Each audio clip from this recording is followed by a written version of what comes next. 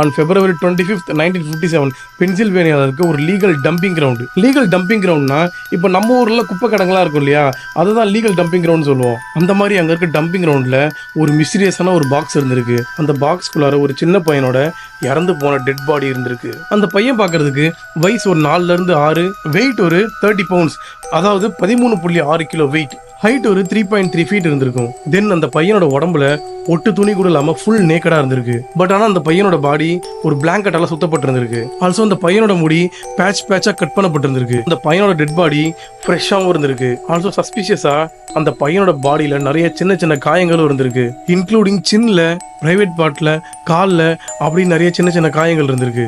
Also அந்த பையனோட autopsy ரிப்போர்ட்ல cos of death, இறப்புக்கான காரணம் ஹெட் இன்ஜுரி, தலையில பயங்கரமா தாக்கப்பட்டதால தான் இருந்திருக்கு. இந்த டெட் பாடியை ஃபர்ஸ்ட் பார்த்தது அந்த பக்கம் வாக்கிங் போயிட்டு இருந்த ஒரு யங் மேன் தான். பட் ஆனா இந்த யங் மேன் ஒரு நாள் ஃபுல்லா வெயிட்